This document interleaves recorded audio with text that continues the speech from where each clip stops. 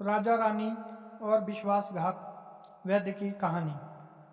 सालों पहले लखनपुर नाम के राज्य के राजा का शासन हुआ करता था। वह बहुत महत्वाकांक्षी था और अपनी प्रजा से बहुत प्यार करता था। उनके राज्य में चारों ओर खुशहाली थी, लेकिन राजा रानी खुद हमेशा दुखी रहते थे। उनके पास धन दौलत शौहरत सब कुछ था, लेकिन उनकी संतान न थी। संतान पाने के लिए राजा और रानी पूजा पाठ जब तक सब करके देख चुके थे, लेकिन कोई फायदा न हुआ। एक दिन महर्षि के कहने पर राजा ने महायज्ञ करने का फैसला किया। यज्ञ और भगवान के प्रताप से राजा को एक बहुत सुंदर कन्या की प्राप्ति हुई। राजा रानी के साथ पूरी प्रजा खुशी से झूमने लगी। राज्य में चारों ओर खुशी का माहौल छा गया। राजा ने सारे नगरवासियों को पिता बने खुशी में भोज पर आमंत्रित किया। धीरे धीरे समय बीतने लगा। राजकुमारी बड़ी होने लगी। वह काफी सुंदर और गुणवान थी। राजा रानी उसे देखकर ही खुश रहने लगे, लेकिन एक दिन उसकी खुशी को मानो जैसे नजर लग गई। राजकुमारी बीमार पड़ गई। बड़े बड़े वैद्य नीम हकीम सब इलाज में जुटे, लेकिन कोई फायदा न हुआ। दिन प्रतिदिन राजकुमारी की हालत बिगड़ती जा रही थी। राजकुमार के ऊपर कोई दवा असर न कर रही थी। राजा को लगने लगा कि एक बार वे फिर निसंतान हो जाएंगे।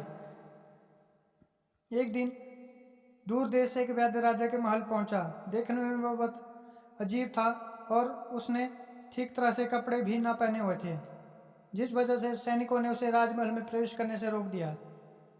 वैद्य ने राजा से एक बार फिर मिलने की गुजारिश की और कहा कि मैं राजकुमारी को ठीक कर सकता हूँ, लेकिन किसी ने उसकी बात न सुनी। सैनिक उस वैद्य को राजा के पास लेकर गए। वैद्य ने सबसे पहले राजा को अपना परिचय दिया और कहा कि मैं अपनी बेटी को ठीक कर सकता हूँ। राजा उसकी बात सुनकर प्रसन्न हुआ, लेकिन उसका रहन सहन देखकर राजा ने भी उस पर यकीन नहीं किया।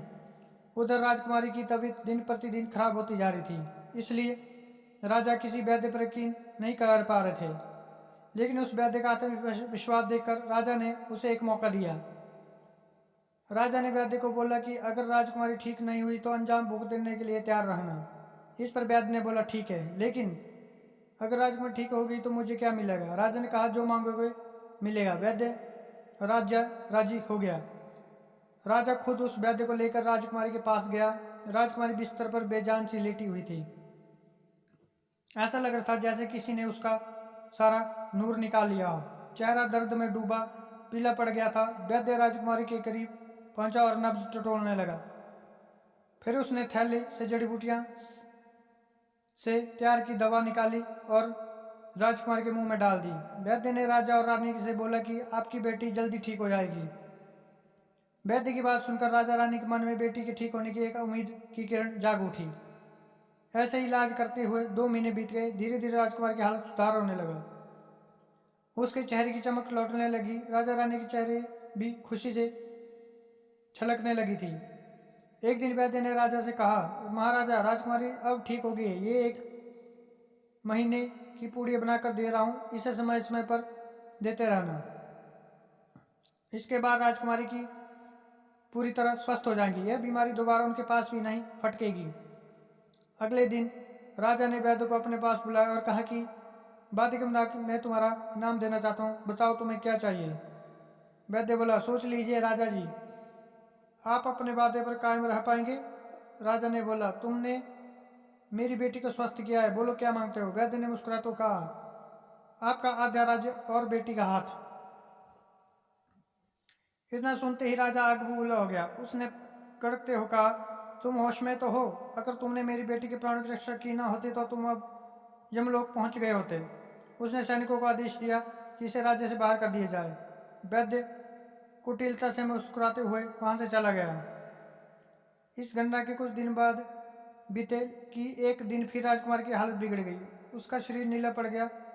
अन्न पाने में राजवैद्य को बुलाया गया। राज ने बताया कि राजकुमारी को जहर दिया गया है, इसका तोड़ किसी के पास नहीं है। कुछ देर बाद राजकुमारी ने दम तोड़ दिया। पूरे राज्य में मातम छा गया।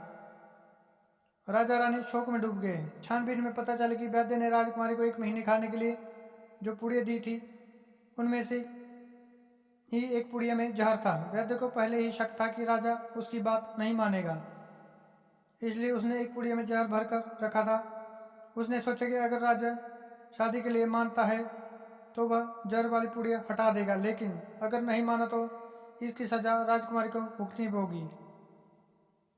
वैद्य की चाल कामयाब हो गई।